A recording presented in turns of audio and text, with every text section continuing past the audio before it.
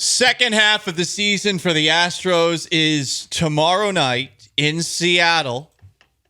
I would encourage the Houston Astros to stay far away from downtown. It's dangerous. I get it. It's right by the ballpark. I know why. Why is that? Because that's where the Fenty Wenty happens. Oh, the Fenty Wenty. It's everywhere. You know, one of my favorite memories of exploring beautiful downtown Seattle, Joe, was one time I decided, I'm a man of the people, to take the light rail back from the airport and then take the bus back to where I lived up on Capitol Hill. And one time, while coming out of the light rail, which actually has a subway station way underground, coming up the escalator from it, and I noticed a man who's seemingly sitting on a stone wall in a park across the street. Me and this man make eye contact for a brief moment. I do have great eyesight. I'm sure that he stared deep into my eyes as I did into his. Then he stood up, and I noticed his pants were down. Oh. And at that moment, I realized that he had been locked eye contact with me, dropping a big old steaming turd in the middle of a park in downtown Seattle. I respect... The story could have gone worse. I respect how this man, Joe, was able to drop it off while making eye contact. I mean, that is the mark of a man who, one, either cares not at all, or two, has done that a time or two in a crowded jail cell with somebody else. Yeah, he definitely has experience. That wasn't a first-time adventure for this man. Not a first time. No, he's a well-experienced, well-traveled dropper of trowel throughout this Seattle 100%. area. Yes. Layer of cable, not of pipe. It's a pipe layer. That means you're having the business where The bee's knees. Right, exactly. Hunter Brown will be on the hill for the Astros tomorrow night. The Mariners have yet to determine their starter for tomorrow's game.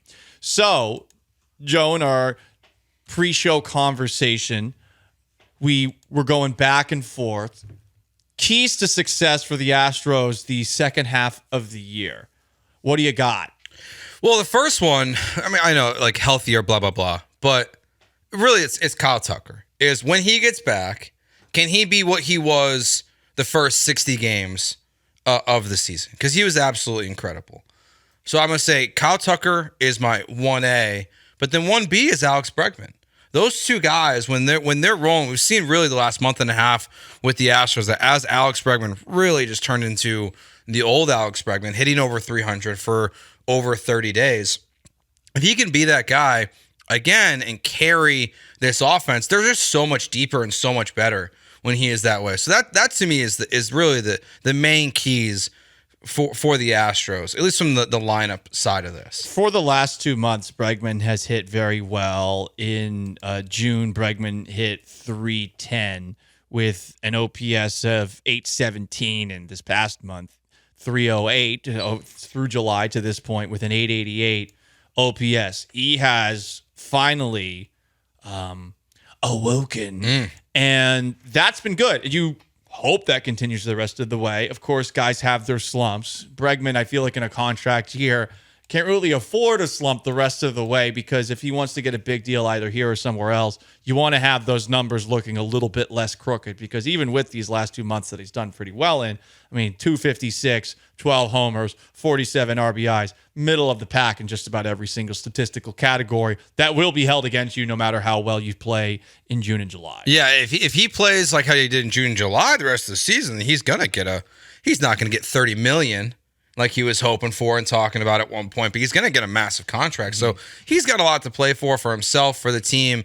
But it really, Dana Brown was right. As much as grief as we've given him when the one time when he said this offense goes as Alex Bregman goes, I think I was one of the people that pushed back against that, because this team should be good enough to be great without when he's going through a slump. But they've been incredible with him when he's been rolling like this. So Alex Bregman is going to be a huge key to the Astros' success the second half of the season. Tucker's an interesting one too, who you brought up a moment ago. He's healthy enough to sign autographs and take pictures. That's the last time we saw him on a baseball diamond. There's some pictures from Will Kunkel of Fox 26, his Twitter, of Tucker signing autographs and taking pictures for fans after playing catch. A timeline of Kyle Tucker, again, called out by Andy Roddick, of all people, last week, a retired tennis player, because Novak Djokovic is going to Wimbledon and playing pretty well, making it to the final with a knee injury. June 3rd, he's day-to-day with the shin contusion. June 7th, he's on the injured list. June 8th, he said he'd hope to be back with minimum time, but he was on crutches.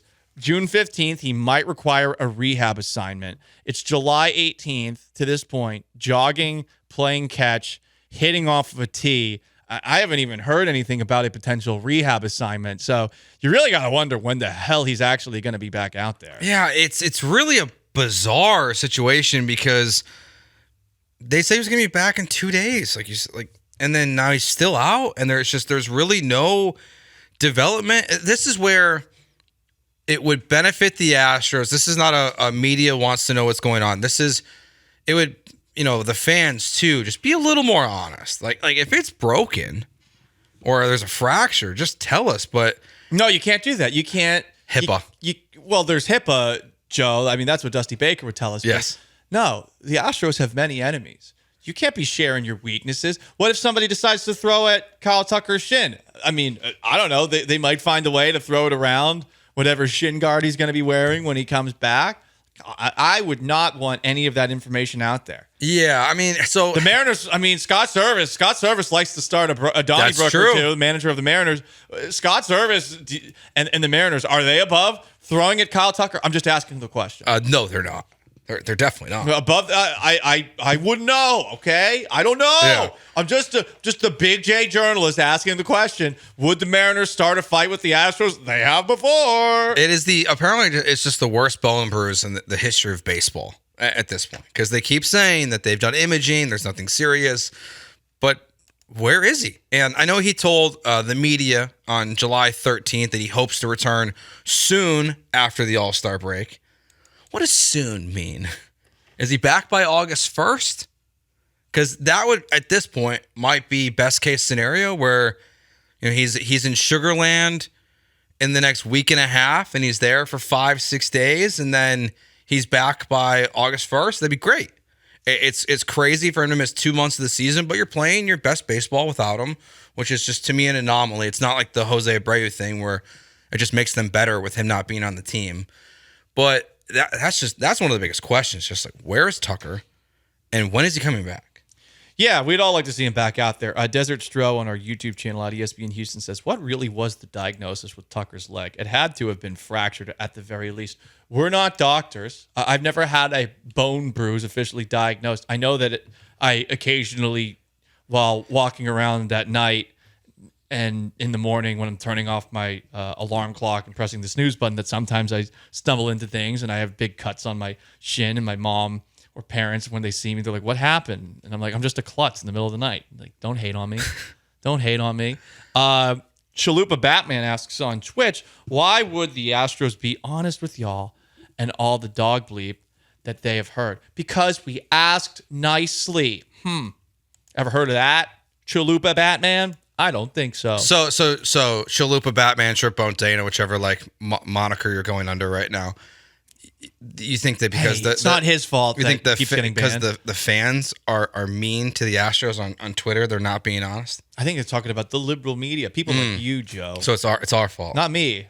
I'm not liberal media. It's my fault. Yeah, it's your fault. Yeah, it's my fault. It's all your. Well, you're demanding honesty of them right now. I just would like Kyle Tucker to be playing. I just don't believe them that this is like the Justin Verlander thing too. Do you think he has leg cancer? No. But Christian Javier had a neck injury and now it's Tommy John. I mean, it could be. I'm just asking the question. It is Don't question the state. Yeah, you never know. Austin. I mean, hey, maybe they found something they're just not telling us. Mm-hmm. He'll be back eventually. Might be 2025, but you never know. Mm-hmm. He'll be back for the playoffs. I mean, listen, if he's back by 2025, he'll have a couple of months left before his contract expires and he's on somewhere else. That would be a bummer if it's just something serious and he comes back. He's on a peg leg. Why haven't there been any baseball players with one leg? It's a good question. It's a disability. It's probably the one sport you could play with a peg leg. I don't think you could really do basketball. I mean, football would be impossible. I don't think you'd be able to play baseball with a peg leg. Could you be a DH? No, I think the big problem is actually hitting if you were missing one of your legs, right? Because it's either your back foot, where I mean that's where all the power is coming from, or it's your front foot where you're stepping forward. So if you're I'm listen. We're doing a little science here. We're working it out. I think it'd have to be your front foot for sure. Mm-hmm. I just feel like because like you could still lift it and plant it. Yeah, but. I mean, we've seen people run in the Olympics with it. That's true. Well, he had no legs. Yeah, Oscar Pistorius. Yeah, so that's not. It can't be impossible. It can't be impossible. Yeah, I mean, hopefully you're not, as bad of a person as that guy. Listen, he just heard somebody in his bathroom, and he did what any man would do, which is shoot at it with the gun a lot. Mm-hmm. Sure, because people always break into other people's bathrooms. A question, and I think everyone's asking it right now, especially with the way that.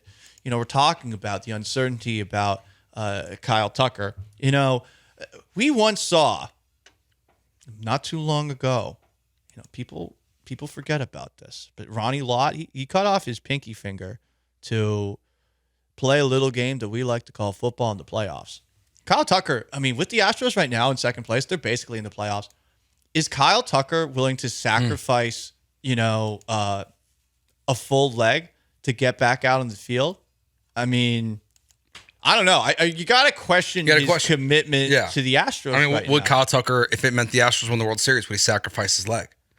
Ooh, I mean, if it guaranteed that, I don't know if he would. Like, the problem is they've already won one. If he had never won What if he got a $300 million contract with it? He is married.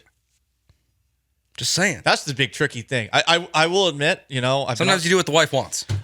I don't want to sound like somebody who's an ableist or anything like that, but occasionally I've been on the apps and there is a person, I don't know if this is in Seattle or in Houston, but it's a woman and she had just one leg. She was really cute. She's really attractive, but I couldn't get over the one leg. You couldn't do it? I'm sorry, I couldn't get over it. No, I mean, it seemed like she had a cool personality and everything too. Why? I mean, I don't know. It's just just turn the lights off. I'm able turn the lights off. Jesus, Joe. It's Kalon and George. Disney Joe coming back. Turn the lights off. You're a monster, Joe. And Kyle Tucker would be a monster without a leg. I'm kidding. That's not nice. But Kyle Tucker clearly not willing to sacrifice his leg for the Houston Astros. That's okay. I understand, Kyle. We determined that during just one of the more riveting and Any other keys? unidiotic conversations that we've ever had, talking about a little game that we like to call baseball and a little game that we like to call life. You know what my key for the Astros' success in the second half of the year is, Joe? It's to win more games than lose. And win more games than the Mariners. Yeah, that would help. Actually, you need to win at least 1 to 2 more games than the Mariners. Probably 2 because the Mariners have done very well against you in the first half of the year. It's true. Win 2 more games than the Mariners. 2 more games than the Mariners. The most riveting sports analysis you can get.